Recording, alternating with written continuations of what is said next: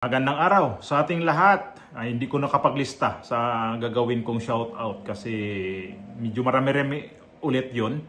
Hindi ko nakapaglista kasi mayroon kaming ngayon on call na trabaho na bisita kasi namin, kaya sabi ko vlog muna ako.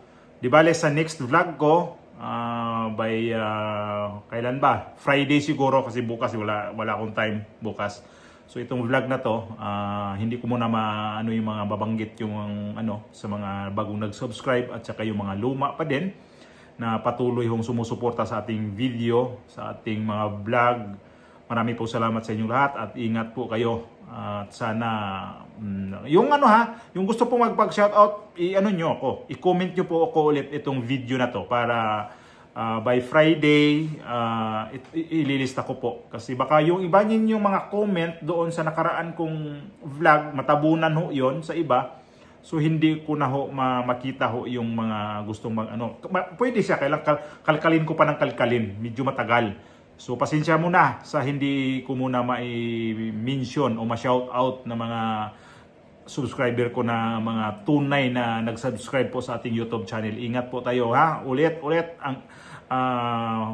ingatan po ang inyong mga lugar ho diyan sa iyong sarili. So ito yung reaksyonan ko ngayon ha. Si VP Sara pumunta na ho sa dito sa Negros Occidental, na hanggang ngayon hindi pa rin to pinuntahan ni Bongbong Marcos. So si VP Sara nandoon na. Kahapon nandoon ho si VP Sara. Kaya lang yung mga nabigyan niya ng mga ayuda sa kanyang opisina sobrang limited at ang kunti lang din talaga ang kanyang naibigay kasi alam naman natin ang kanyang opisina ay binawasan ho ng budget. Hindi na ho yun natugma doon sa kanyang hinihinging budget doon sa NEP. So although hindi pa naman talaga to tapos itong 2026 na sa budget kasi by December pa naman yan matatapos. So itong ginawa niya ngayon na mga tulong sa mga nasalanta ng bagyo sa Negros, limited lang talaga yung nabigyan niya. Although mayroon pa nga siyang lugar na hindi napuntahan. Kasi ang napuntahan lang niya yata itong Bago, itong Himamaylan o La Carlota. Ang La Carlota at saka itong isa pang bayan na San Enrique.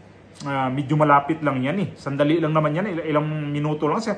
10 minutes lang yata ang biyahe dyan Sana napasama ang mga tao dyan kasi itong San Enrique kasi meron ding portion dyan na sobra talagang apektado din sa baha.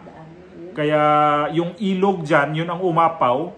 So nagkaroon din yun ng purwisyo doon sa mga residente dyan. Kaya sana napasama to o hindi lang niya nabanggit o sana nabigyan din niya ng tulong itong bayan ng San Enrique kasi magkalapit lang naman talaga to La Carlota at saka San Enrique, ang lapit lang talaga yan madaanan lang yan sa Enrique pag pupunta ka ng La Carlota, tapos pag dito ka sa kabila itong Pontevedra, basta magkalapit-lapit lang iba yung dyan sa Negros yung mga syudad-syudad dyan, ang lalapit lang ng mga distansya na ilang kilometro ng pagitan. Nandiyan na naman ibang syudad kagaya nitong Bago, kagaya nitong Talisay, papuntang Bacolod. Ang dikit-dikit na mga syudad diyan. So pinuntahan ni VP Sara itong Negros Occidental. Buti pa to. Itong Vice Presidente nag-ikot sa Negros Occidental. Buong araw siya kahapon.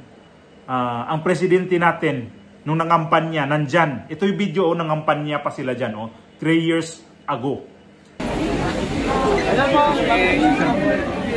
Tita Marilo yan. BBM, 28 mayors out of 31 Negros Occidental mayors have supported you. Any message po? Well, of course, we thank them very much for their expressions of support. Excuse me. Sir, yes? Expressions of support and trust. What else can we say? Because that is very, very important, especially in a place where we have not traditionally, it has not been traditionally considered our bailiwick. So again, it's a very, very good development for the UNI team because it was not only for myself and Inday Sara, but also for our senatorial candidates. Okay, thank you. Thank you. Salamat.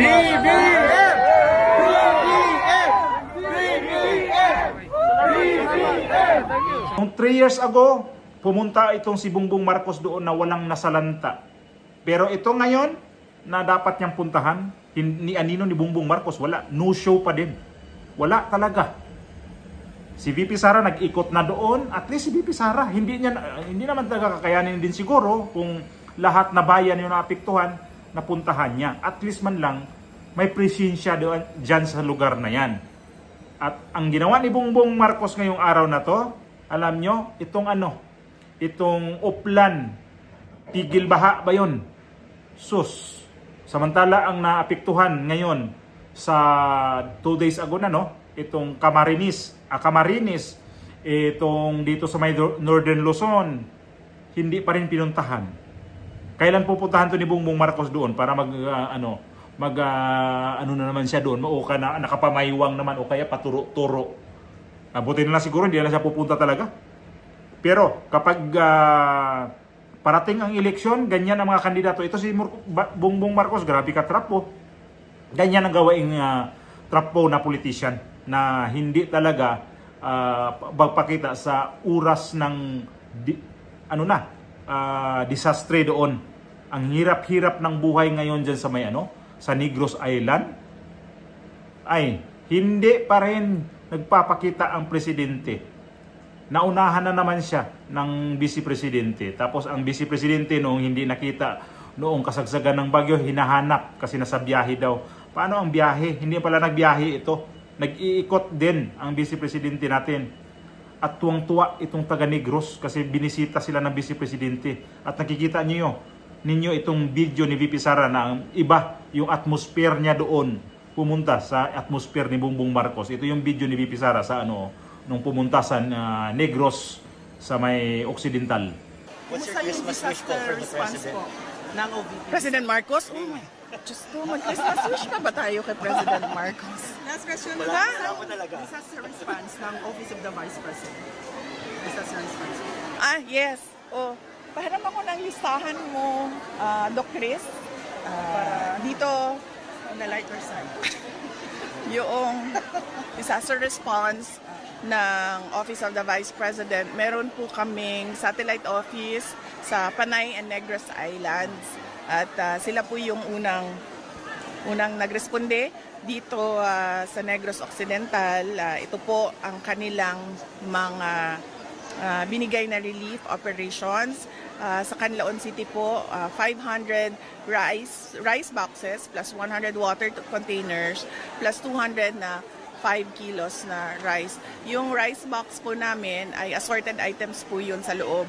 Ang tawag po doon ay rice. Ang ibig sabihin po noon ay relief for indigents and individuals in crisis and emergencies. So assorted po ang laman ng kahon. Sa Binalbagan ay 200 boxes, 100 na 5 kilos rice at 50 na water container. Sa La Carlota naman ay 400 rice boxes, 200 5 kilos ng bigas at 100 water containers. Sa La Castellana naman 300 rice boxes, 200 na 5 kilos rice and 100 water containers. Sa Moises Padilla, 269 rice boxes and 100 na 5 kilos rice. Sa Bago City, 400 kilos rice and 50 water containers. Sa Bacolod City, sa Barangay Montevista, Barangay Vista Alegre, Barangay Punta Taytay, ay 150 na 5 kilos rice, 298 na rice boxes, and 205 na 5 kilos rice. Tuloy-tuloy. Oo, buong araw. Ngayon ay iikutin namin yung mga lugar na apektado noong bagyong Tino. Ang mga tao doon nakikinig sa kanya sinasabi, di kagaya kay Bongbong Marcos na pakaway-kaway. Wala man lang, parang walang amor. So ito naman yung itong Camarines Norte. Yung Camarines na tinamaan nga rin ng bagyo, wala pa din ang presidente dito, hindi pa rin pumunta. Imagine niyo itong Negros, magkasabay lang to sa Cebu. Pinuntahan niya na ang Cebu pero itong Negros na Occidental hindi niya pinuntahan. Camarines, itong dito sa may Tugigaraw, dito, basta sa may norte, ni isang probinsya dito wala. Apektado din dito ang Ilocos. Wala pa rin siya. Siguro wala na siya ipang bigay doon na mga tulong dito sa mga nasalanta sa bagyo. Kaya siguro to siya hindi nagpapakita. Ito yung sinasabi ni Mel Tiangco, no show pa din itong presidente ngayon. Saan kaya to ngayon? Yan lang yung trabaho niya ngayong araw na to, yung nagla-launch sa kanyang dito sa Metro Manila na laliman yung mga kanal, laliman yung mga sapa. Kasama niya yung mga negosyante. Yan lang yun, ang trabaho niya na dapat i-priority itong tinamaan ng bagyo kasi hanggang ngayon hindi pa to nakakauwi itong iba sa kanilang bahay. Nasa pa? Ewan ko, baka natulog pa to sa kalsada. Yung iba dito, maniwala ba kayo? Naniwala tayo dito na itong mga tinamaan nitong bagyo na to may kanya-kanyang mga tent para doon sila matutulog? Ako naniwala dyan na kaagad-agad nabigyan to ng mga tent. Kasi sunod-sunod tong mga trahedya ngayon sa Pilipinas, ha? Mayroong nilindol, tapos walang pagitan na na 2 buwan man lang, 1 linggo lang yata, mayroon na naman. So, itong Negros Occidental, itong Bicol region, wala pa rin ang presidente dito, hindi pa rin pinuntahan. Itong Northern Luzon, wala pa din ang presidente dito. So, ang presidente natin ngayon, tulog!